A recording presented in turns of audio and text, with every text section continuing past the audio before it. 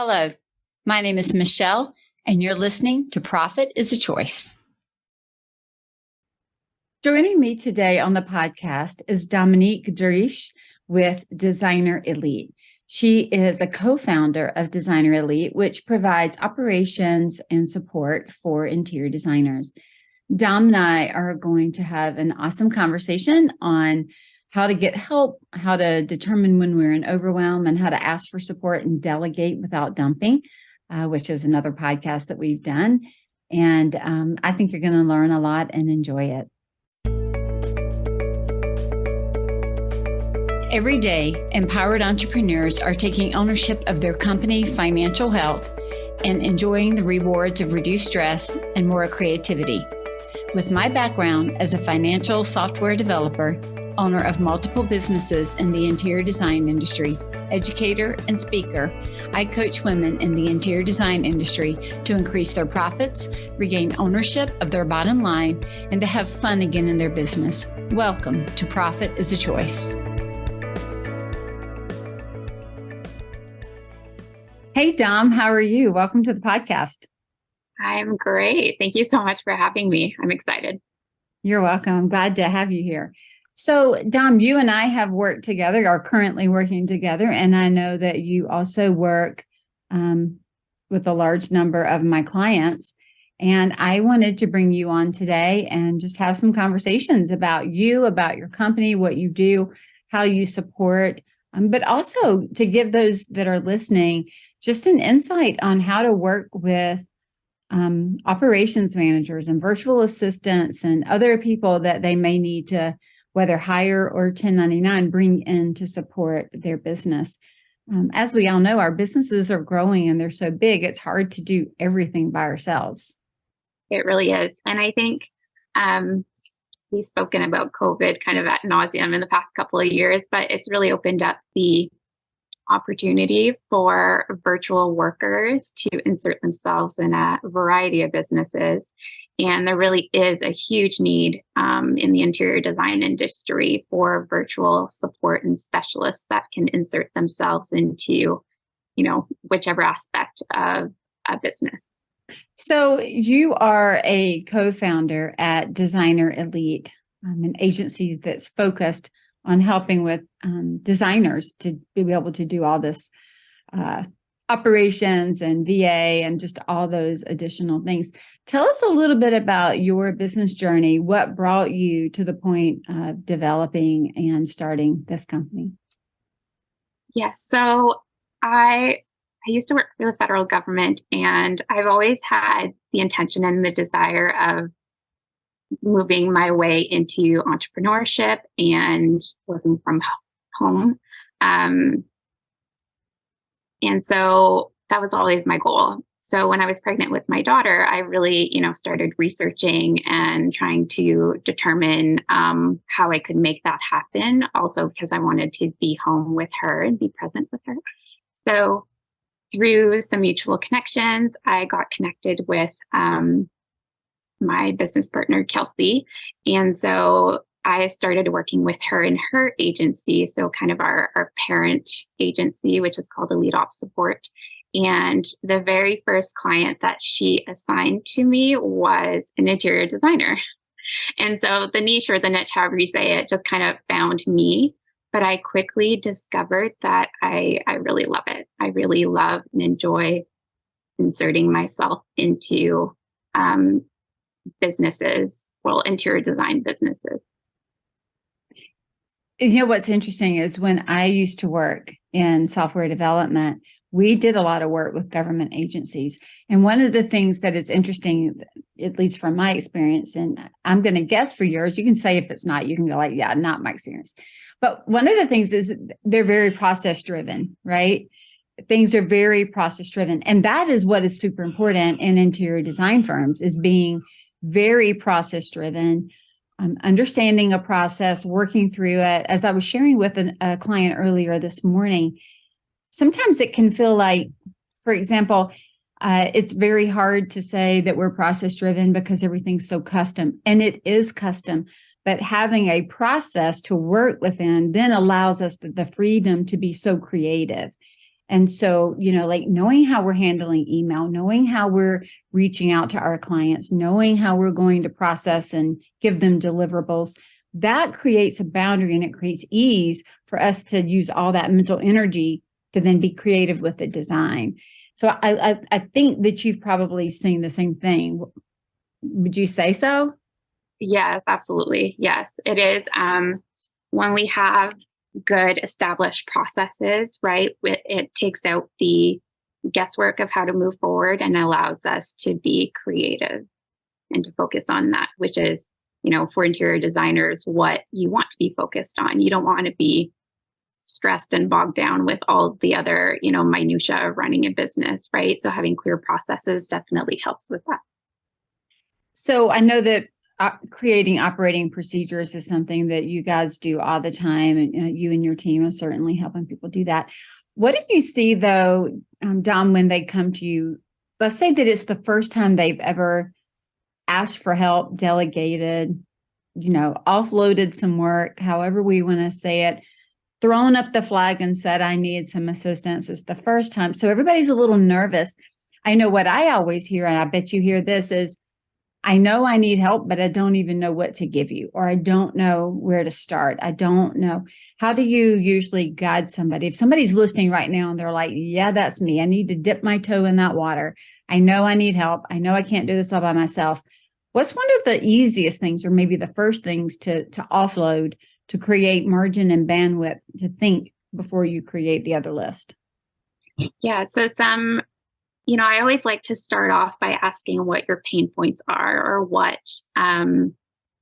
processes are kind of slipping through the cracks in your business, because it is different for every interior design business, right? Everyone struggles with different things.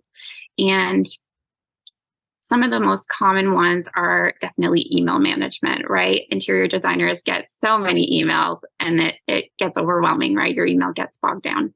So that would be, a really easy place to start and an easy place to delegate that task to. And then, that's as easy as we can maybe start, but we can also go to more complicated, like ordering and expediting. There are so many things that we can delegate in a business. I think some of the things that I'm seeing a lot of help or assistance around from the designers that I serve are things like email management for sure. And, at first I would hear them say, well, I can't hand off my email because there's no structure. But that's exactly why they're handing it off, is for somebody to help create the structure, right? They're going to sit down, have a conversation of here's how folders might work best. And then the beautiful thing is the team that is supporting is going to jump in and actually help create the folders and then help organize it. The other thing that I see is a lot of challenges around helping us set up like a time management, like harvest, or can you help us create SOPs or document something that we're doing? Or can we get help with creating welcome packets or some type of, visual deliverable? I also see the question of I need project management, or I need to implement, or I need to expand my project management, ClickUp, Asana, Basecamp, Trello, some of those types of things. Is that the type of thing that you're seeing coming in on your side as well? Yes, absolutely. So definitely all the things that you have mentioned. Also, a lot of automating processes. So client onboarding, client offboarding. A system that is really super popular right now with interior designers is Dubsado, in order to be able to automate those to, client onboarding, client offboarding. So let me ask you this, Dom, as we move on. So we have all those types of systems that people need help with, and some of it is one-time creation of a project or doing something for the first time. But some of the work is very ongoing, like email management. That would be one that would be consistent. Maybe ordering and project tracking or product tracking, that could be an ongoing.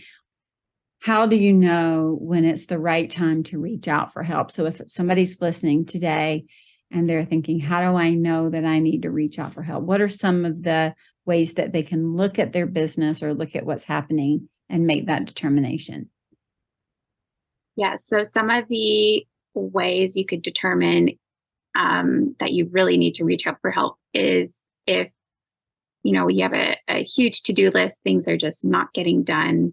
There are pieces of your business that are just, like I mentioned earlier, slipping through the cracks. Potentially you are pushing out projects because you're just so overwhelmed at this point that you just can't, take on any extra work at the moment. Maybe you're completely turning away projects. So those are all, key indications that you really should be reaching out for help and delegating some tasks. I love that. One of the things I work with Kelsey as well, and one of the things that she would always have me do as well is, to your point, where are my sticking points? And I think that's an interesting concept because our sticking points can move as our business grows. So now that I've delegated, I always think I've delegated everything I can delegate, and then something else comes up and it becomes the next sticking point and I can delegate it again. It really is a way of thinking. And I think the big question is, am I the one who needs to do this? Could someone else do this so that I could do what I'm great at? Or could somebody else do this that is better than I am at this, or faster, or who loves this when maybe I don't enjoy it as much, or it's slowing me down from the work that I really feel like I should be doing, or that is the bigger money maker, right? Or the meeting of people and doing the sales process, like whatever that thing might be.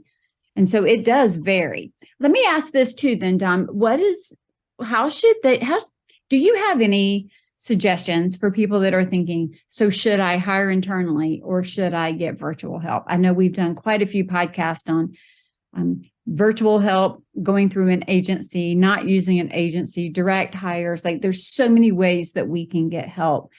What makes hiring a virtual team member a good fit? Well, so definitely pros and cons, like you said, right? Pros of hiring virtually, maybe you don't need someone for 40 hours a week. Maybe you just need them for 5 or for 10, right? So customization when it comes to how many hours you need. Also, maybe in your specific area, you haven't been able to find anyone that has that key specialty. But, the virtual space, you can reach out to someone who lives, across the country and does have that specialty. Yeah, those are really two important things to consider. I think the 5 and 10 hours a week is something that's really key. And here's why I say that. I have tried to hire people local to me for 5 and 10 hours. This was back in the day. And, for 5 or 10 hours, if that was their only part-time gig, it wasn't enough for them to sink their teeth into. Like it almost cost them too much to do 5 hours worth of work a week. Whereas if they were trying to, I'm going to put in air quotes, fill 40 hours worth of work, they could take my 5 hours a week, somebody else's 5, somebody else's 20, and another 10, and they could build out their workload for the week. So it gave them the ability to jump in, solve a problem for 5 hours.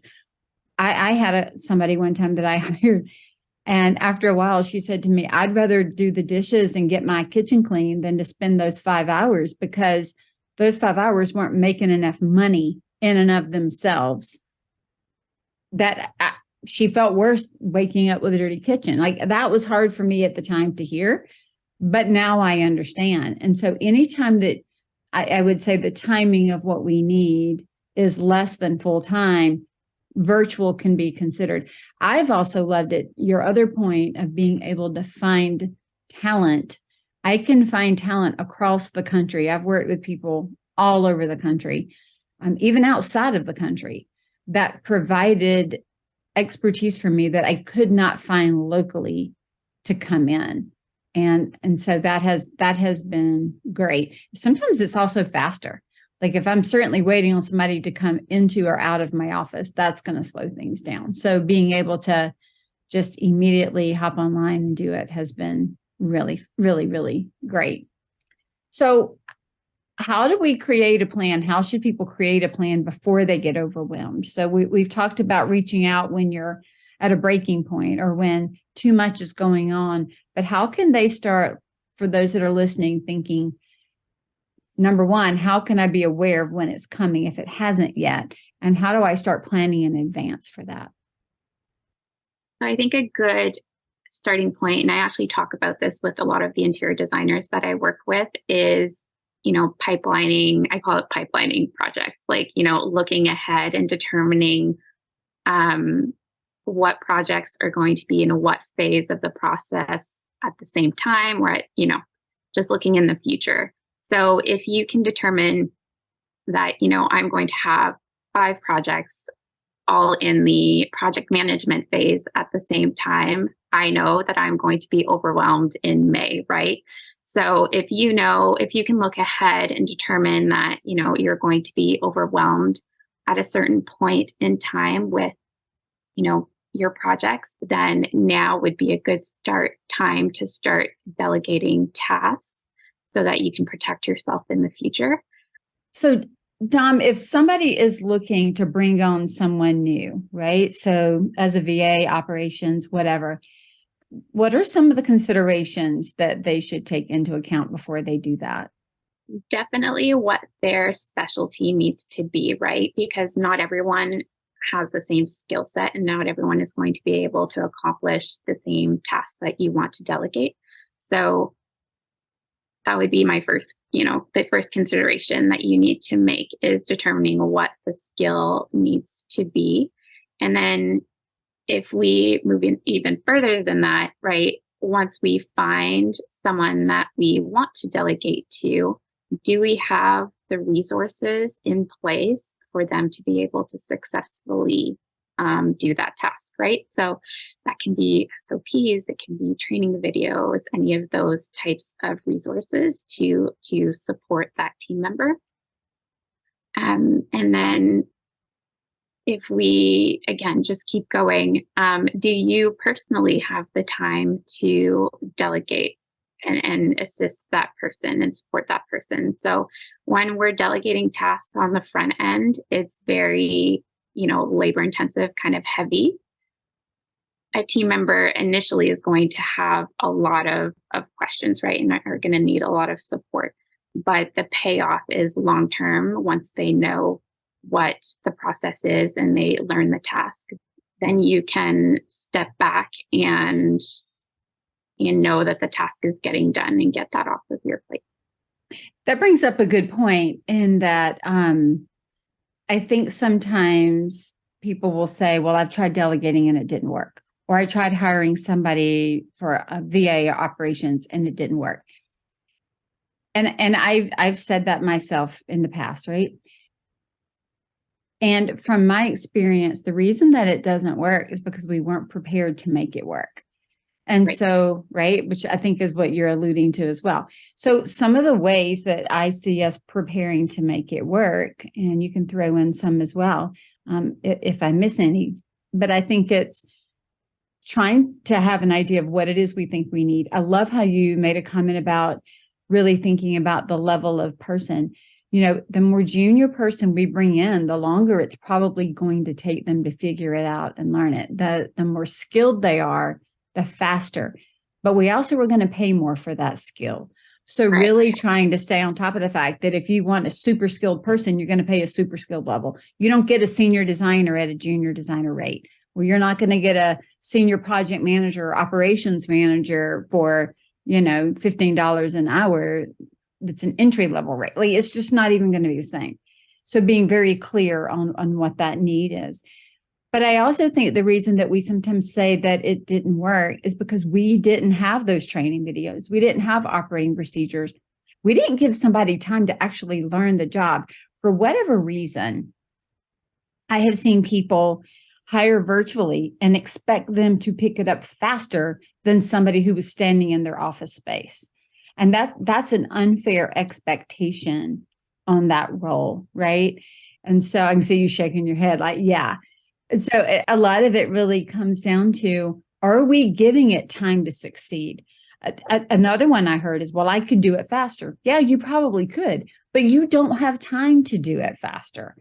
And the goal is by spending significant time training and teaching and truly delegating, not dumping. I have a podcast on delegate, don't dump. We'll add that into the show notes. But truly delegating, teaching them, educating them, equipping them, making sure they have everything they need to get that job done. Then what happens is that's where you said it's for the future, right? That is significant. And it multiplies the time going forward for the business owner because somebody else has picked that up. I look back now at the things that I have delegated. And the fact that if I even think back to when I was doing every single bit of that on top of everything I'm doing right now, it shuts me down. So by delegating, yes, I could do any of those tasks. There's not one task that I could not figure out how to do. But I wouldn't do it probably as well. I would do it slower now. It doesn't feed my heart and feed my soul. Doesn't serve my clients well for that to be how I spend my time. And this has actually given me a chance to create new things and to do new things and to show up in a different way.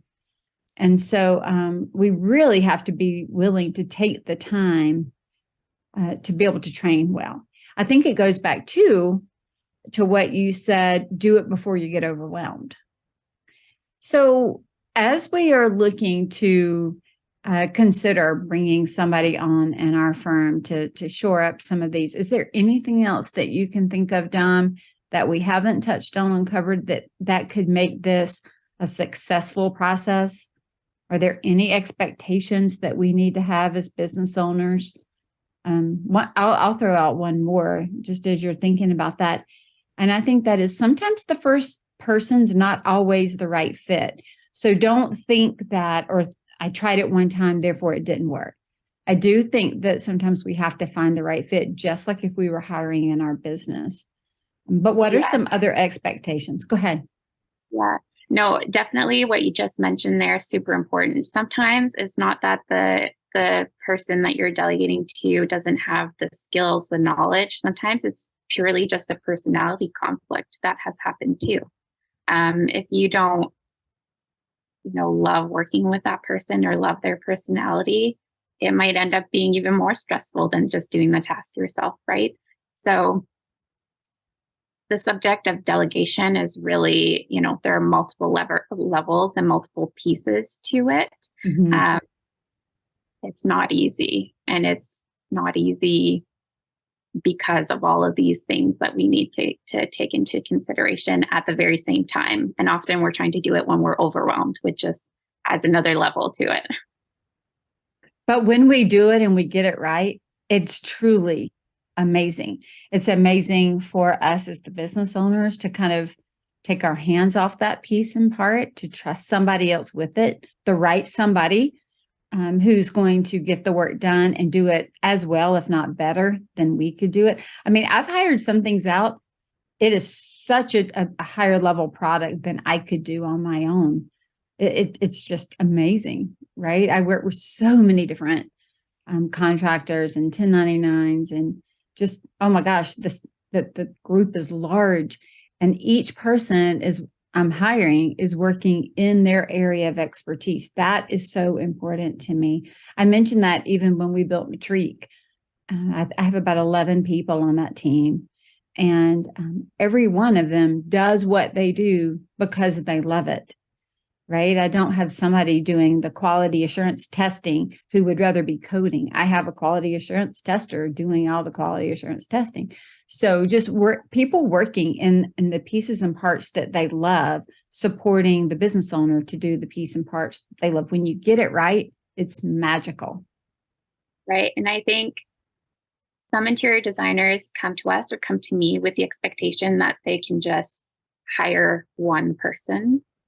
But I always like to set the expectation, like you just mentioned. We need to hire the right amount of people who are going to be specialists in these various areas, right? It's really rare to find one person who can mold themselves into all aspects of your business. So, yeah, that's true. And let's talk about that for one more second before we wrap up, Don, because that is what stopped me from reaching out when I needed help, right? Because what I did was I looked at making that list of all the things that I hope I never have to do again. So I made the list. But in the making of the list, I looked at it and I thought, I went out and tried to hire one person who could do all those things. But some of it was marketing, some of it was client management, some of it was, internal management, some of it was just all the things, email. And I was like, there's no one person. But that was my problem too, was that's why I couldn't be great at all of it, because it was too varied. And so being able to narrow that down and realize I can hire one person who does this and another person who does that. Here's what I love about the agency that you have too, right? That you and Kelsey have, is we can come into the agency and you guys can help monitor the 3 or 4 people that work together for us.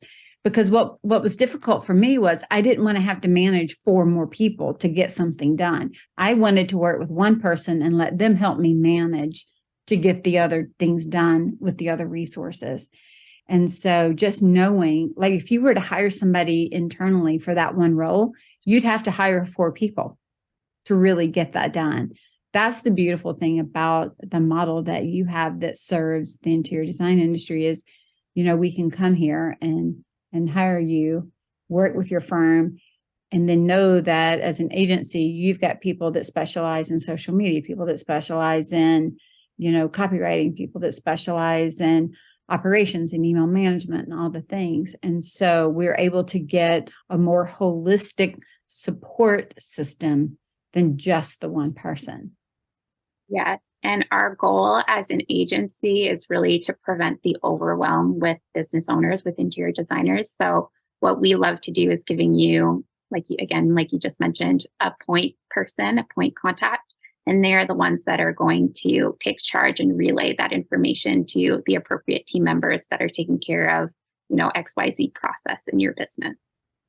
Yeah, I love the team approach. I've been using that for years, and it definitely is one that supports Scarlet Thread and Retreat really, really well. So, Dom, thank you so much for sharing today about delegation and hiring and all the things, and then also just explaining a little bit about how your agency works. Where are you hanging out on social media? Where can people find out more if they want to connect with you? So we are on Instagram, and our handle is at designer.elite.co. We're also on LinkedIn. We are trying to improve our social media. This new branch of the agency, Designer Elite, is still fairly new, so we don't have a whole lot of content, but it's definitely there. There's definitely ways to contact us on those platforms. Awesome. Well, I'll make sure I have all that in the show notes as well. Thank you so much for your time today, and I look forward to continuing the work with you. Thank you so much. Thank you, Dom, for joining us on the podcast today. We all need help. None of us can do this by ourselves. We need help sometimes with the organization and the running of the business, sometimes with the financials, sometimes with process. Whatever it is, ask for help. There is nothing wrong with doing that. And we here at Scarlet Thread Consulting would be more than happy to help you, to support you as you grow your business. We have a multitude of ways of doing that. So you can go to scarletthreadconsulting.com and sign up for a discovery call, and let's jump on and talk about what your business needs and how you want to grow or change, and see how we can support you. Moving forward, asking for help will make you profitable, and profit doesn't happen by accident.